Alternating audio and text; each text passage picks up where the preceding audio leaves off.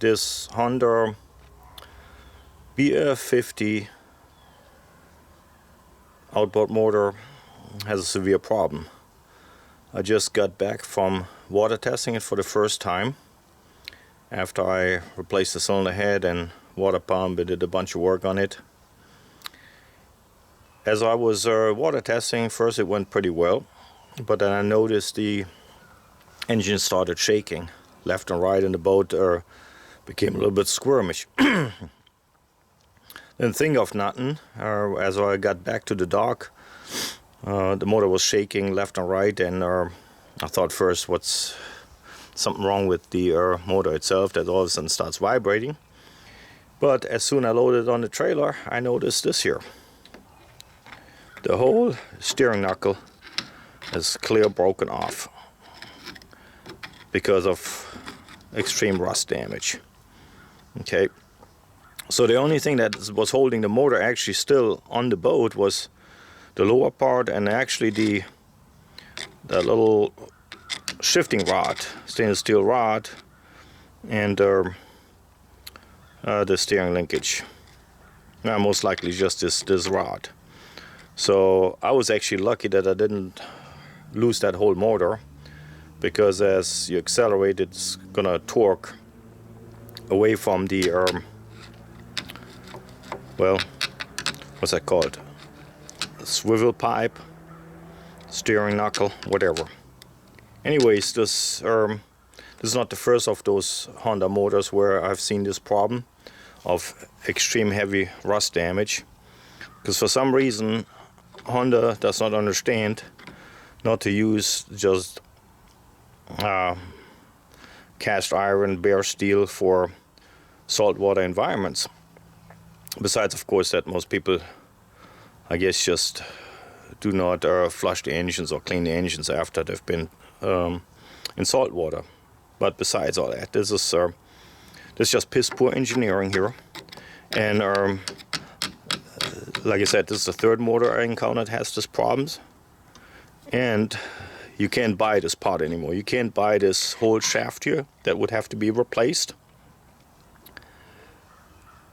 because they either don't manufacture it anymore, or they can't keep it on the shelf long enough, because there must be a problem. I don't know if it's just the 40 and 50 horsepower smaller ones of the Honda outboards doing that, because so far I only dealt with the 40 and 50 horsepower motors, not with any bigger ones. But yeah, so that's bad. It's really bad. It's just one of those many problems those motors suffer from. I'm just gonna make a whole video out of it, what I found. And maybe if you're looking at the used market for one of those motors, maybe that can help you looking for issues, because if you overlook one of those things, it will bite you. And like I said, in my case, I was lucky that I didn't lose the motor. I just water tested for about 45 minutes on a lake. There was no waves, so the boat didn't really jump up and down. It was kind of like even pressure on the transom of the boat. I could have imagined if I would have been in any type of waves and this thing would have jumped more up and down, it most likely would have broken loose, and I would have basically dropped the whole damn motor in the water. That's the only outcome there is. Well, the steering cables and the control cables probably would hold it in the transom, but the motor would be definitely ruined. So now the thing is, I'm gonna have to go and pull the whole power head off. I found a part like this part here on eBay. I don't know how good it is, but anyway, so the way the rust damage is, to this one, I have to probably just take a cutting torch and torch it off and go from there.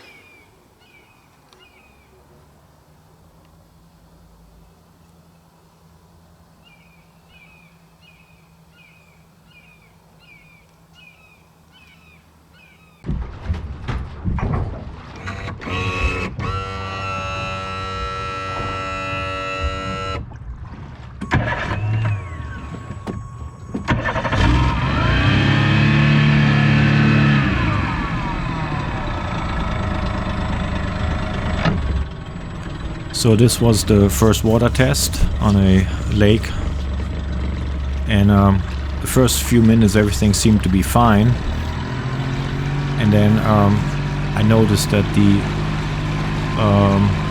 boat got a little bit more squirmish.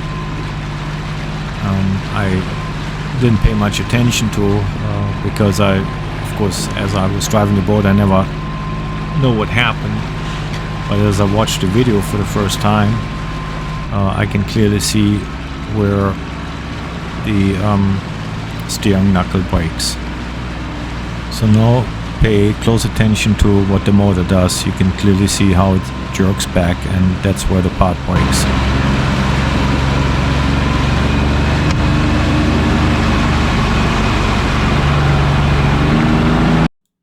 It really shows at the slow-mo how the part breaks and the motor just jerks back.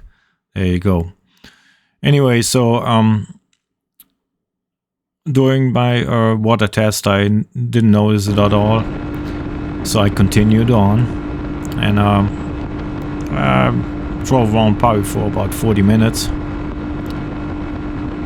The motor was, kept in place. You can clearly see now how it's moving around, jerking around, but I blamed it on just the boat being little and naturally a little bit squirmish, what have you. When I got back to the dock, I noticed, that's the first time I noticed how it was moving around. And then when I had it on a trailer, it was completely clear what had happened. Okay, that's just the beginning of this whole repair thing. So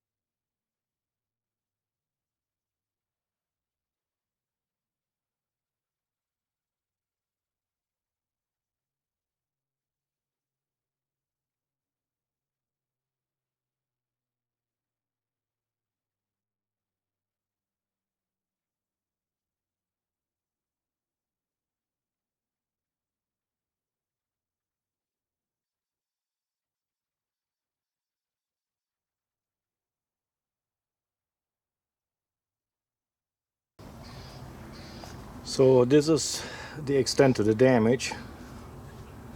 It's the whole top end of this steering knuckle or steering shaft. No, I'm not sure what it's really called.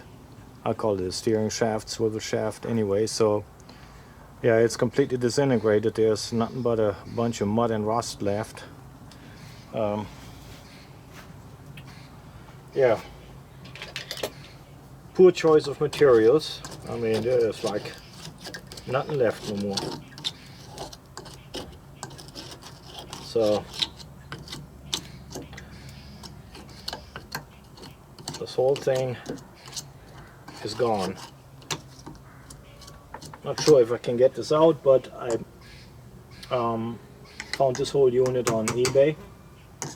So I'm gonna replace basically all this here. Yeah, this is all completely gone too.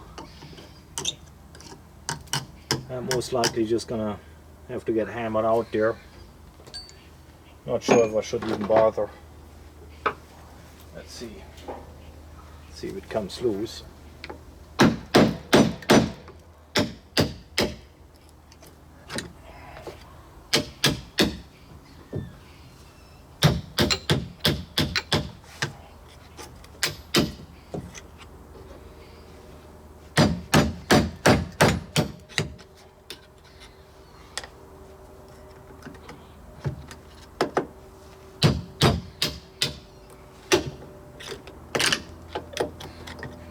There you go.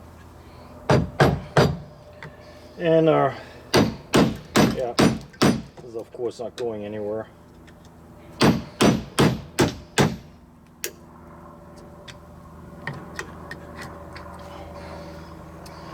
There it is. Really nothing left.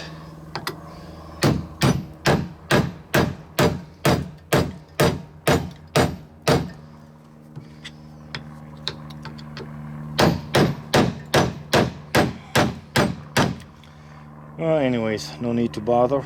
Like I said, I'm gonna get this whole unit here replaced, so hopefully it's gonna be good. There's one part of it.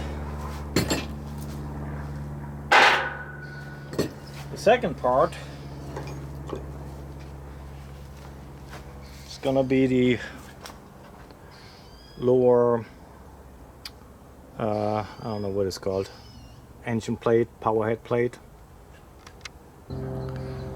So this is the second part. It's basically the steering arm.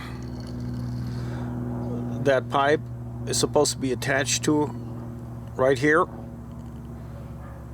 and that's of course that's the part that's broken off. Then those little arms here, of course, all rusted out. There's like a couple of rubber bushings right in here, and this lower engine arm plate. And I tried on a different one to take those things out, which that's impossible. Those bolts are going to be so corroded in here, they're going to break off. If you put heat on it, it doesn't make any difference, because for the most part, and there's rubber in, it's going to start burning. So if I were to get lucky, I can try to heat this part here up and hopefully could get it out, which most likely is not going to happen. I'm going to try it anyways, because that would save me lots of work. But if it doesn't work, then I'm going to have to replace this whole lower engine cowl. It's not that difficult, it's just a little bit time consuming. Your oil pan has to come off. A bunch of more things have to be taken off. I believe there's nuts and bolts from the top and the bottom, from what I remember. But there's a bunch of people, they offer those whole things, those whole units for sale also on eBay or various other places for fairly little money. It may be my best bet if we're just going to replace this whole thing. I have one laying around actually, but that's not in good condition either. So yeah, so this is the biggest problem here, to get those things out. Okay, that's enough for today of this well, Honda BF50 disaster.